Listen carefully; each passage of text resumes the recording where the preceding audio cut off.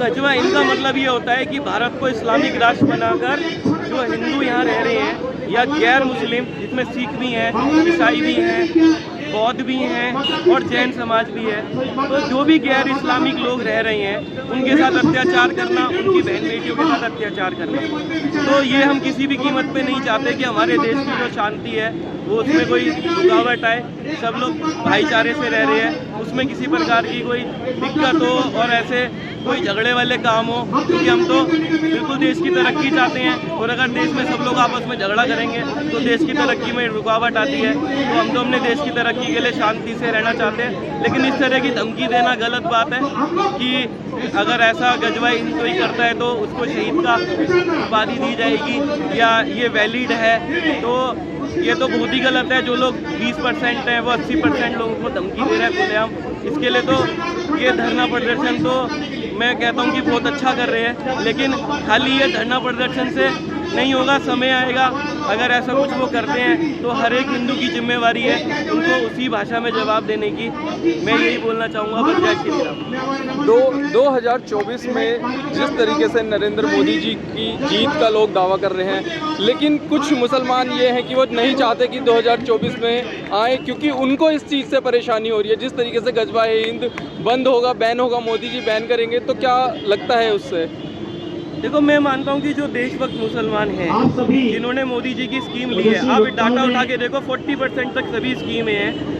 उज्ज्वला योजना है, टॉयलेट बनवाए मोदी जी ने, जनधन खाते खुलवा, इनमें पैसा जाता है और जितनी भी योजनाएं हैं मुसलमान भाई भी उनका लाभ ले रहे हैं। तो मुझे ऐसा लगता नहीं उन्हें ऐसा सोचना चाहिए, लेकिन हाँ अगर कुछ लोगों की सोच गलत है तो उनका हम कुछ नहीं कर सकते। जो अच्छे मुसलमान हैं उन्हें जो ऐसा सोचते हैं उन्हें समझाना चाहिए कि देश में शांति बनाए रखें। और हमारे हमसे पहले जिम्मेवारी तो उन मुसलमान भाइयों की जो इतनी सारी मोदी जी की स्कीम्स ले रहे हैं, उनकी जिम्मेवारी बनती है कि जो मोदी जी के खिलाफ है उनको समझाएं कि देश की तरक्की में रुकावट ना बने।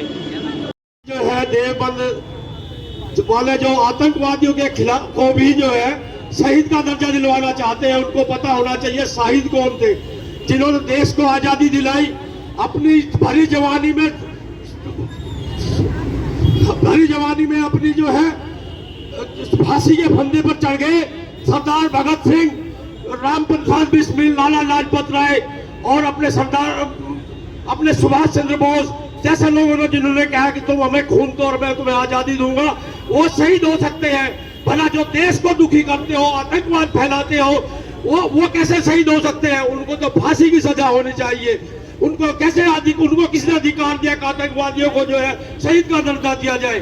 हम उसका विरोध करते हैं। ऐसी आवाज उठाने वालों का हम बहुत जोरदार विरोध करते हैं और सरकार से निवेदन करते हैं ऐसे लोगों की बात ना सुनी जाए जो देश में आतंकवाद फैलाता है, देश के आदमी को शांति से रहने देना नहीं चाहता है, उसको एकदम फांसी दी जानी चाहिए।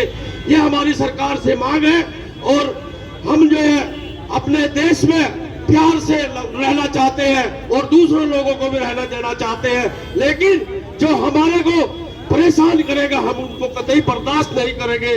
कैसे खड़ा होगा कोई? जब तक आप लोग किसी के साथ नहीं खड़े होंगे तब तक आपके साथ भी कोई नहीं खड़ा होगा। आप अपने अंदर मजबूती डालो, दूसरों का सहारा दो, तभी लोग आपको सहारा देंगे। हमारे यहाँ पे बहुत परेशानी होती थी, छोटे छोटे प्रोग्राम के लिए भी हमें परेशान करा जाता था, हर चीज होती थी, लेकिन हम डट के खड़े रहे, तन मन धन से हर तरीके से खड़े रहे। हमने सोच रखा था कि अपने सनातन के लिए कुछ करना है। और जब हमारे दादा जय भगवान गोयल जी का हमें साथ मिला तो हमें और साहस बढ़ा और आज ये स्थिति है कि हमें कोई परेशान करने वाला नहीं है। और सबसे बड़ी बात है, अगर एक एक घर से ये माताएं खड़ी हो जाए ना तो आप पूरे घर को ताकत दे सकती हो, अपने पड़ोसी तक को जोड़ सकती हो अपने साथ में। क्योंकि लोग सोचते हैं ना कि दूसरों के घर पे हो रहा है, हमारे घर पे नहीं हो रहा। ये याद रखना, अगला नंबर आपका है।